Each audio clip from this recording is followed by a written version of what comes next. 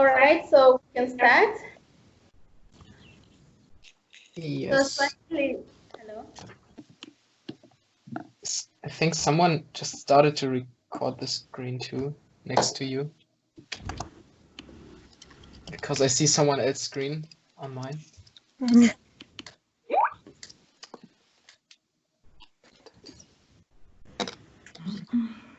Okay, now you see it even in the chat. You can see the lessons. Yeah, let's just start. Yep.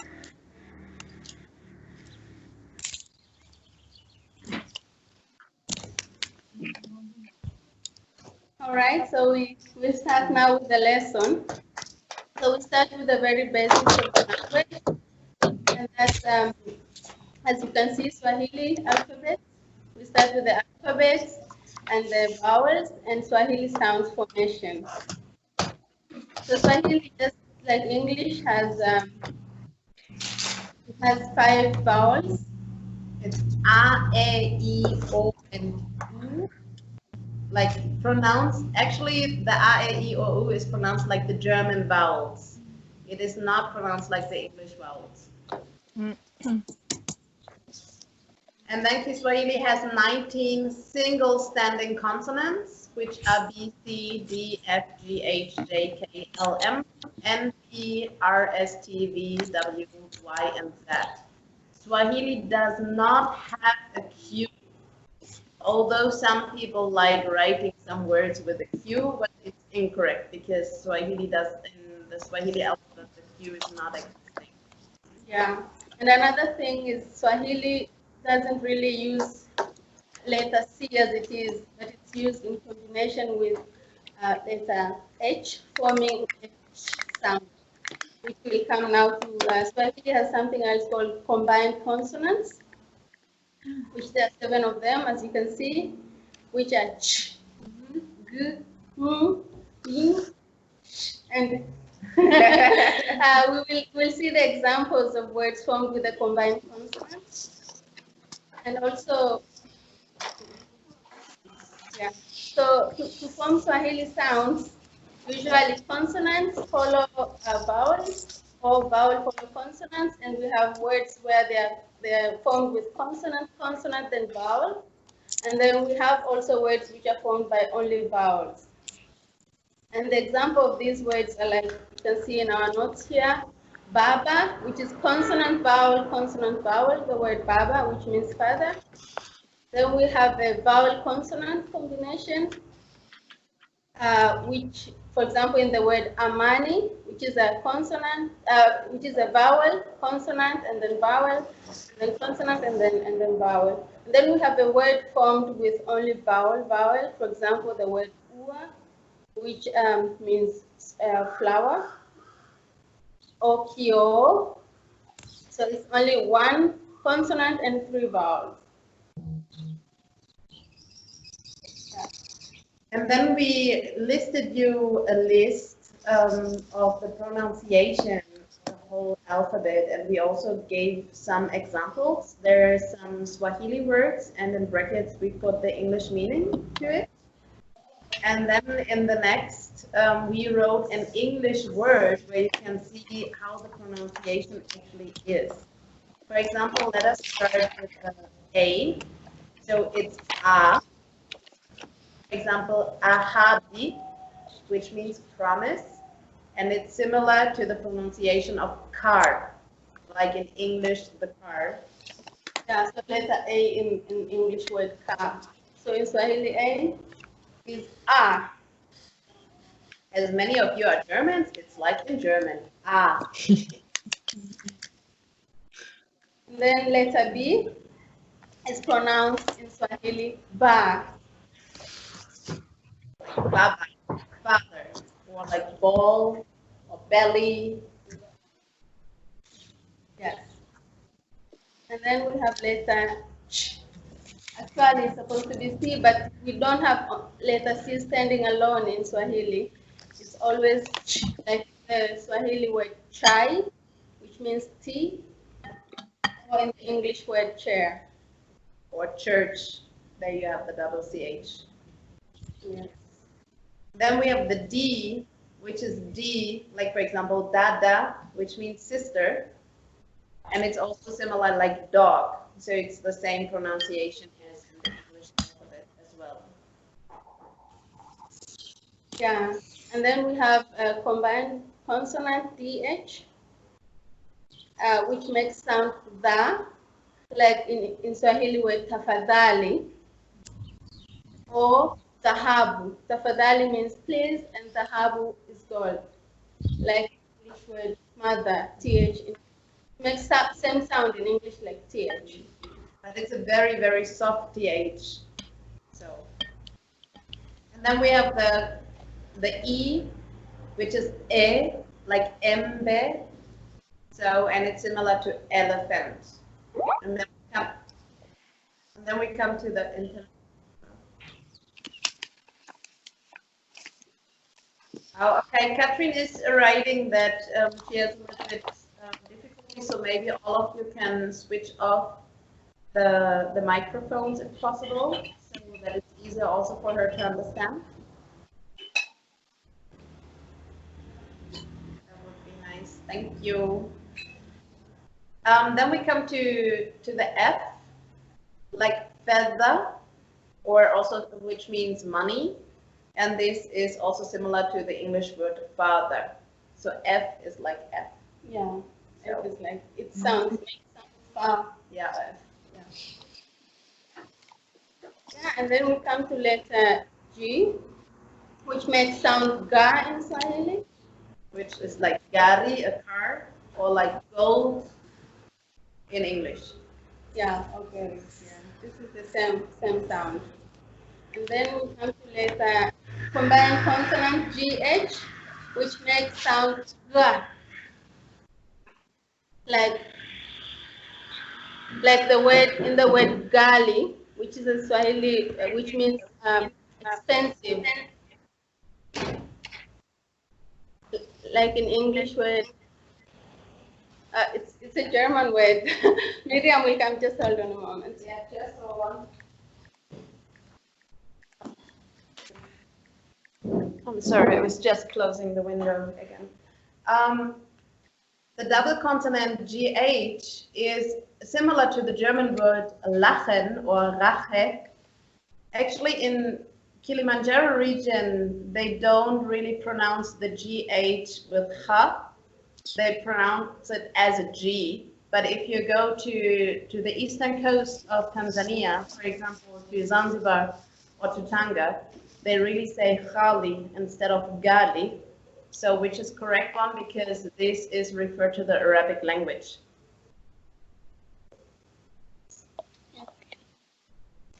And the next is letter H, which makes sound ha, like in Swahili word hapa, which means here, or in English word hello.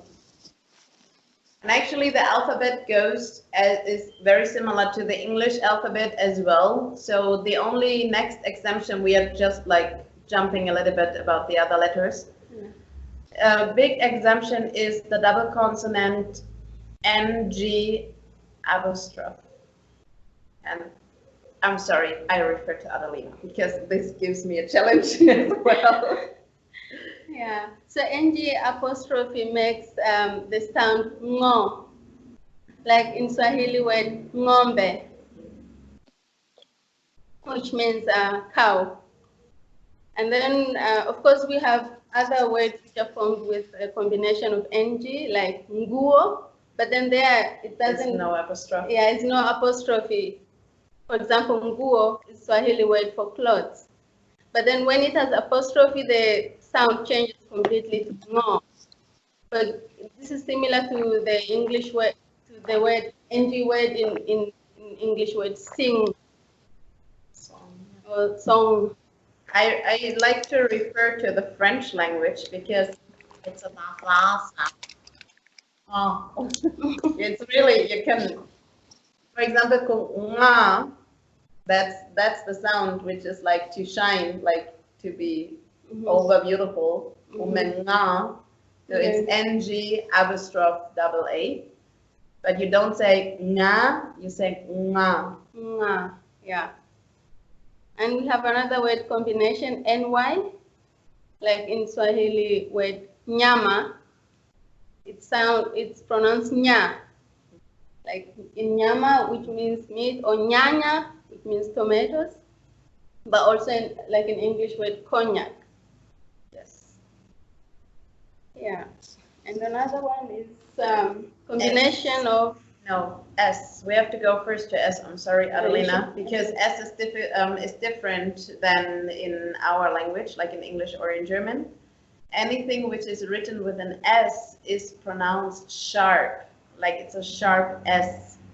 For example, Tanzania is written with a Z in Swahili language and also in English language, but in Germany, for example, it's written with an S, because for us, the S in Germany is a soft S.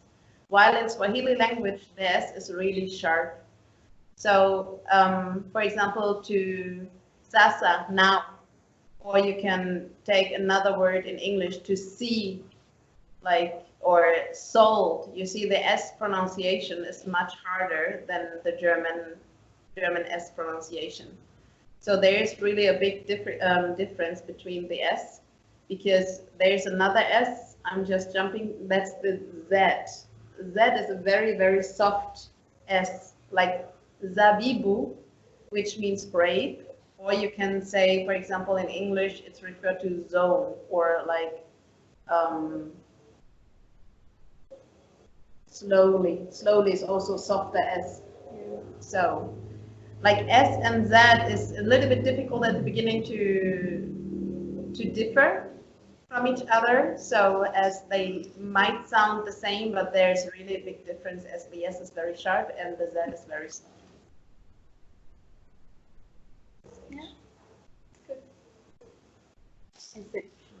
Yeah, and then we go to the combined consonant SH, which makes the sound sh, like in Swahili word, for example, shati. Or shule. Yeah. Or shule. Yeah. It's in English, like, for example, shift. To shift, for example, something. Yeah, and then we have another word, th. There's the double consonant, combined consonant th. It's actually like the English th. So, for example, there's the word selasini, which means 30. And it's exactly the same way pronounced as you write 30, for example. Yeah. Yeah, and W, that's another word which is pronounced differently. In Swahili, W makes sound wa. For example, the word watu, people. Or refer to English, water. It's really like the English W. As well as you say, what are you doing? Or did you already drink water? That's W. And it's always as if you write a W plus a U. This is how you usually pronounce it. And then the Y, that is, for example, there's the word yai, so which means egg. And it's very similar. It's the same way how you pronounce, for example, the color yellow in English. So, any questions from your side?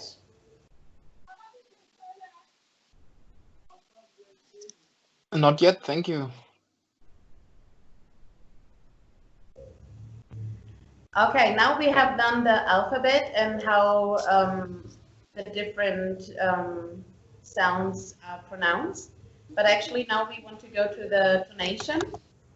So when you read a word, for example, the tonation, like the pronunciation, goes up at the second last syllable. So for example, we have the word tunataka. I was writing it down. Tuna stays lower, and then the pronunciation is on ta, and then it goes down again, ka. Tunataka. So, and when you see also the other words below, there is, for example, baridi. There is ba, and then the pronunciation is again on ri, and then it goes down again to di. Baridi. Yes. And then we have samahani. Then you see again the word intonation is on letter H. Samahani. And it's the same for word habari. Habari. And spelling nouns is also similar to the English and French language. A noun is only written with a capital letter if it is a name, or, for example, if it's at the beginning of a sentence. So this is the same rules which also occur in the English language. So we gave you two examples. For example, yeye anachora picha nzuri, which means he or she, there is no difference. So, is drawing a nice picture. Or sisi tulipanda Kilimanjaro. We climbed Kilimanjaro. Kilimanjaro is a name, so that's why Kilimanjaro has to be written with a capital letter.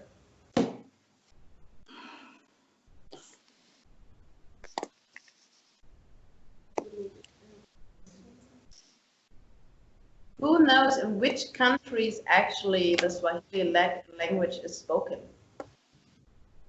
Tanzania, Kenya. Yes. Congo. A little bit, yes. Yeah, maybe Uganda. Yes.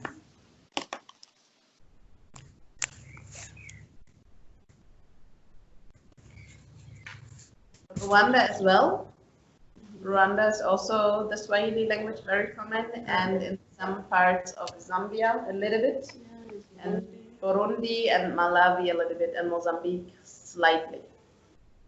But actually Swahili is the most spoken language of Africa. So no other language has more people speaking it as Swahili on the African continent.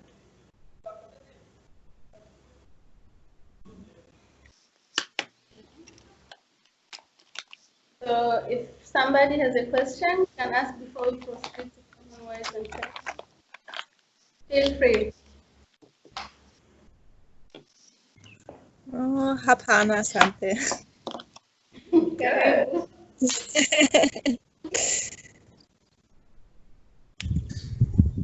So we proceed to the common words and phrases, and we will make a kind of a dialogue between Miriam and I.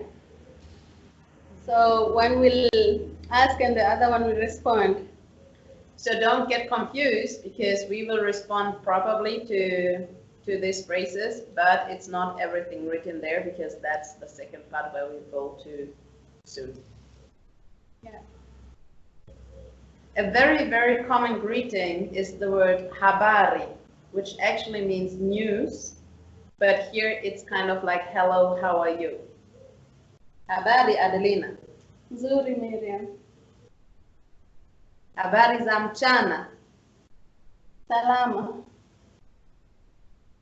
So with habari, usually you cannot make any mistakes greeting someone, because it's the most formal greeting here.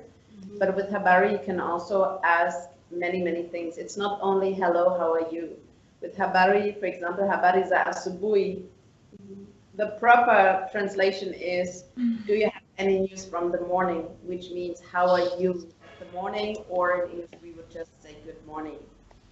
So, and with habari, you can actually ask any different time of the days. You can use it in the morning, you can use it during noon, afternoon, evening, or even at night. There is no limitation of time with this greeting. And the reply usually is always nzuri, which means fine, well, great. Exactly, salama, and salama means peaceful. Yeah. Or some people respond to it, they say njema, but there are very few people who use Kwaheri, Rebecca. So, yeah. And then we have another common word, lala salama, which means sleep well. And this you actually use more often than usiku mwema, which means good night, because people are wishing mostly each other to have a good sleep instead of a good night. sleep is more important than having a good night. I don't see the difference actually, but this is what they really do. They usually always tell you Lala Salama instead of usiku mwema. Lala salama, Miriam. Asante, na wewe pia usiku mwema. Asante.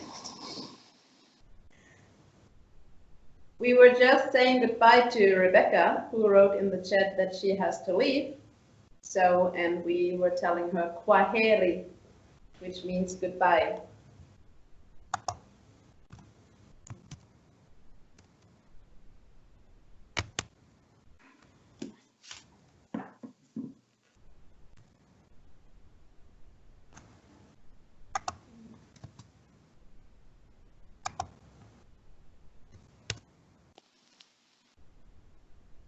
Which other phrase of saying goodbye do you know?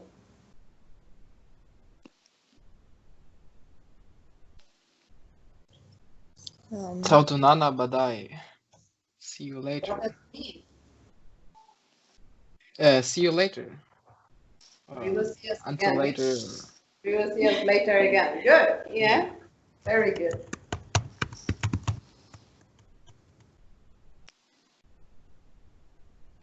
Any other?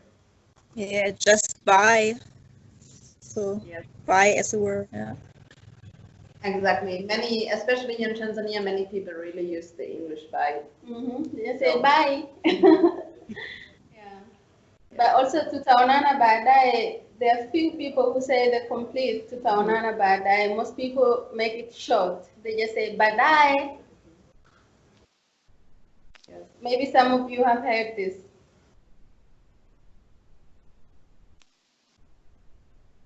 Some other important words which you really need is, for example, yes and no, of course, which is ndio, which means yes, or hapana, no. And then we have the word labda Or pengine. or pengine, which means maybe. And these are both commonly used, but labda is more common. You'll hear that more often than pengine. And it's a very important word because you should be very, very careful in making any promises or statements. And then it's very good always to say labda, maybe. So if they're asking you, for example, utakuja kesho, will you come tomorrow? You can say labda, and you are not impolite at all. And another word is sawa. Sawa. Yeah, so sawa can just be like a complete statement. If Miriam, for example, says something to me and then I agree with her and I say sawa. Or I can ask something and then to make sure that it's clear, I can ask like sawa. Is it okay? Is it right? So, and then I can say sawa. Yeah, it's okay. It's right. Sawa is really, they use more often sawa than or instead of yes, ndio. Many people really reply with sawa. Yeah. And then we have another word, asante. It's a very common word. You'll hear it multiple times in a day. Because you have to say for everything, thanks. So if someone is greeting you or like inviting you, you say asante. For example, Adelina and me, we just met and I had lunch. And I started eating, so I was actually telling her, karibu, you are welcome. So I was actually inviting her to join me for lunch. And then she said immediately, asante. Or when you give someone, it's the same a little bit with in English, thank you, that you say thank you if someone gives you something, but asante is here in the Swahili language, especially in Tanzania, it's a very important word because you have to say for everything thank you. You have to thank everybody for everything. Even if someone was just holding the door or if someone is just giving you a note and you were expecting it, so or you were waiting for it, So you always have to be thankful for it and show it. And that's why you always say asante in any situation, actually. Yeah, for example, if you are visiting somebody and you knock at the door, you say hodi, and the person answers karibu, and then the answer, you have to respond asante while you are entering in the house. Or it's even, sometimes I gave Adelina, for example, a gift, and she is thanking me and she says asante, and then I say asante again, like I am thanking her that she has thanked me. Yeah. So asante is really a word which you will never forget, I think, in your life, and which will you will use it and you cannot count it. It's uncountable. Yeah. That word. The same word is for karibu. And karibu means welcome. It can mean welcome, you are mostly welcome here, like I'm welcoming you to come to Moshi, to visit us, to see our programs. Or you can say karibu when I gave Adelina a gift. So I give it to her and say, hey, you're welcome. And then she says asante again. And I say karibu again. And also karibu, I think this is very different from German because karibu in Swahili means welcome, but also you are welcome. I think in German you say willkommen and then Danke, bitte. And then gern geschehen. That's another one. Yeah, danke. Yeah. And then we have another word, karibu tena. And this is mostly used, for example, if you are leaving, you visited a place, and then you're leaving, people will always, when you say kwaheri, bye, they will always respond, oh, karibu tena. Or if you give a gift, yes, and then someone says asante, and then you can hear somebody responding, oh, karibu tena. Kwaheri Annalena, mtoto alale salama.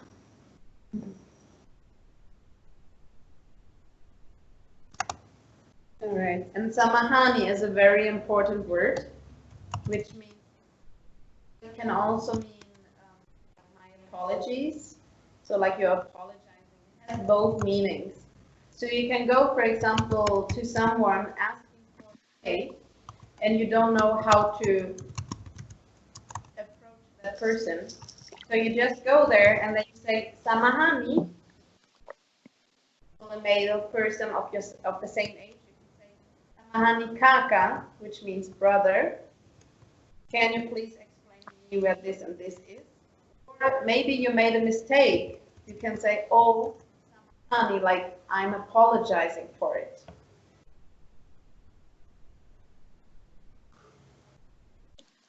So samahani can really be used in both ways. Excuse me, but also like I am apologizing, my apologies. So. And the reply to samahani, the proper reply is bila samahani. But for example, especially here in Kilimanjaro region, many people are saying Amnashid. No problem.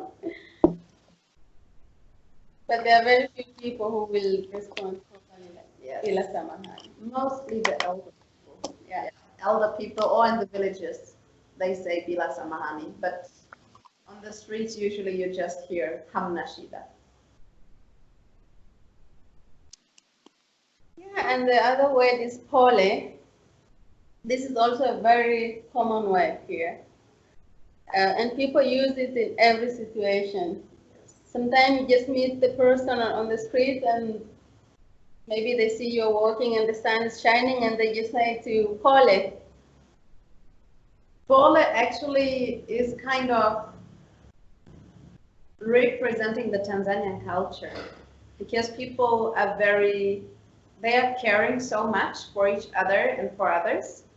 So, and pole, there is actually no proper translation, neither in English, neither in German, and neither in French. I think in no other European language, I think there is something like this. It doesn't really mean I am sorry. It is actually more showing empathy. For example, someone can be sick and you tell the person, pole, We would say, hey, get well soon, or oh, I'm sorry you're sick, I hope you get well soon. But here they don't say so. They say pole, which means I kind of feel with you. So because you know how it is to be sick, for example. So you know it's not really a nice feeling of having fever and so on. So you feel with that person together. And it can also mean, for example, I was shopping in town, which is fun for me, going shopping. Well, at least it's like for clothes or something, not groceries. So, but then I come home and my kids, they are welcoming me and they come to me and they say, hey, Mama, pole, because it was exhausting. It was tiring, like going to town, maybe the sun was shining. So, and then they give me pole. Or I come to the office and I see Adelina is sitting at the laptop. I will tell her pole because she was working. So she was using her brain and maybe she has headache now and maybe her back is also hurting because of the sitting for hours at the office. So it really shows that you are feeling with this person and you give that person the empathy. Yeah, and small polisana is even more. Yeah. So for serious cases, for example, if somebody is sick, Like or, severely sick. or somebody passed away and you are saying sorry to the close friends or relatives who are mourning. Like Yeah. polisana is really showing that someone is going through a very, very tough time. Maybe, as Adelina said, someone has passed away. Or, for example, when someone has a disease, for example, cancer or HIV, or had a very severe accident, like not only like having, for example, a little fever, so really severe things, then you really say pole sana. So, and this is more likely like my sympathy with you. Do you have any questions?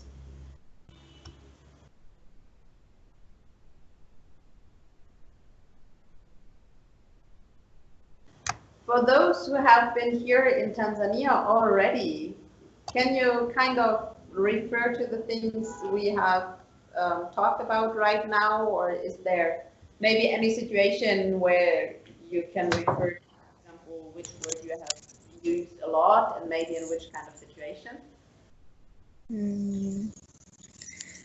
So I think the most important was to understand when to where to say habari and not something like hujambo, because that was not that good in the beginning to say hujambo to older people.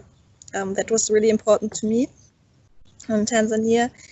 And yeah, I have a question to Hamna Shida. So often I heard that they say hakuna shida. So is there something that's better to say?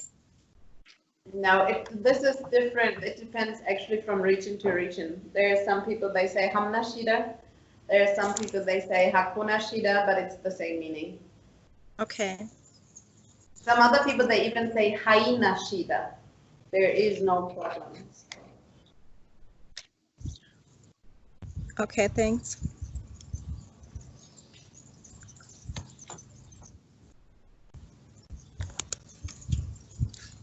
Yeah, I on think the streets. the greetings, your first question about we'll discuss tomorrow, next week, because then we will do greetings and introduction. Yes.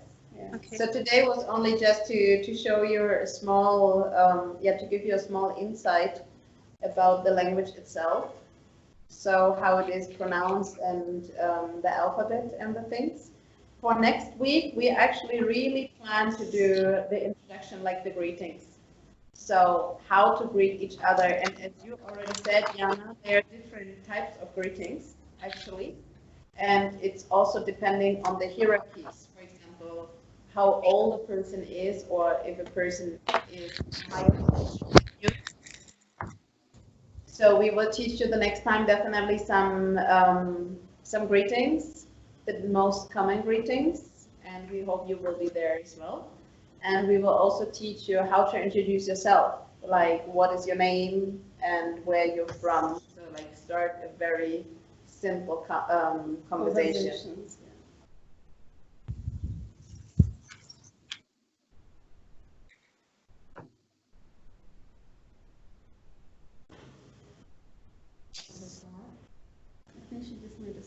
Ah, okay. Yeah, so because we still have a couple of minutes left, I think if you guys have some questions, or we can just start a simple dialogue with each one of you, or you can keep on asking questions regarding what we have discussed. Feel free.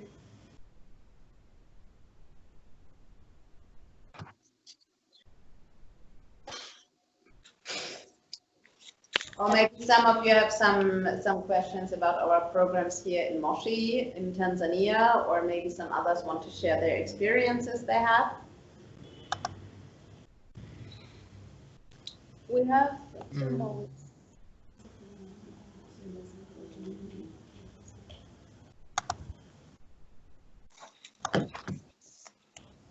Yeah, my experience was great. I can only recommend anybody here who has not been in Tanzania or in Moshi with you guys to go there as soon as possible when the Corona thing is over, because I enjoyed my time really good. And yeah, I had a lot of fun, met some cool new people, which I'm still in contact with, and it was great. Yeah. Yeah, so I've been to Lutindi last year, and it was really great, and I also enjoyed the days in Moshi. So I'm really looking forward to come back to Moshi, and I planned for September or October, and I hope it will, I can get there because of the Corona crisis, but yeah, I really hope. So I'm missing you and Tanzania. Karibu tena. Yeah, asante. That's very nice to hear. And Corona will pass very fast. Let's stay positive. Yes.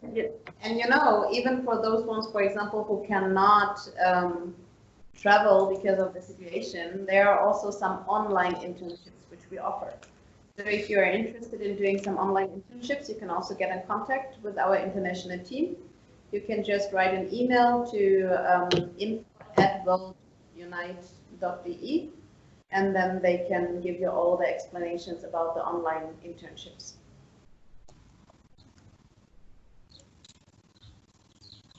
So my time in Tanzania is a long time ago. It was in 2016, 2017, and I really miss it. I'm still wearing my Africa chain every day, and I really hope to come back to you guys one day. I miss you. I miss you a lot.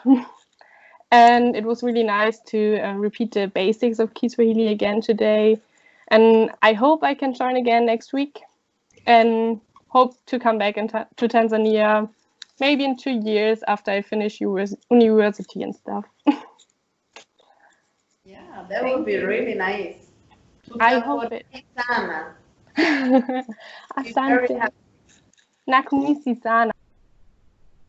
Asante. Nice to see you.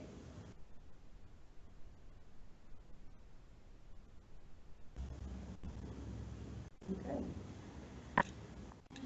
Oh, no other questions, no other experiences. I think there are some people who were planning to come, if I am right, to Tanzania. You don't have any questions? I don't believe so.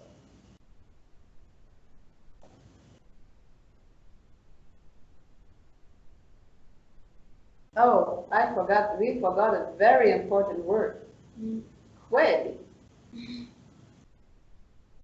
Really is a very important word. Yeah, Alex, you're laughing. I think you can explain it why. Well, so I used it a lot, especially for my kids in school, because they were always telling me things, and I was like, "Really?" And they were like, "Well, not really." So yeah. Yes. Kweli is really a word which is used like all the time. Really? Seriously? Yeah.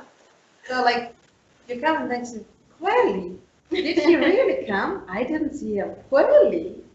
So But also, kweli can be used as a question, yes. but also just As to a say statement. it is correct. As a It's statement. true. It is true. Yeah. I really did it. Kweli nilifanya. So, Well, yeah. Yes, kweli is also a word which you are using here a lot.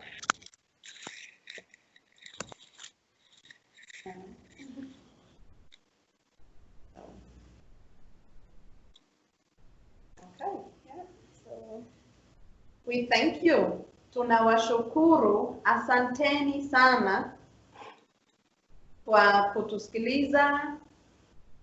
thank you for listening to us, for being part of the lessons. Tutaonana wiki ijayo. We'll meet again next week. Kwaherini. Kwaheri. Hey, asante sana. Ninyi ni walimu wazuri. Asante sana. Asante. Karibu. Wanafunzi wazuri.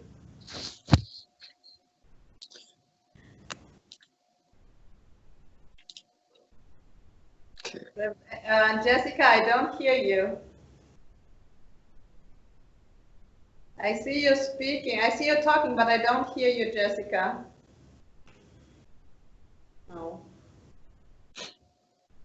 I think your microphone is not working.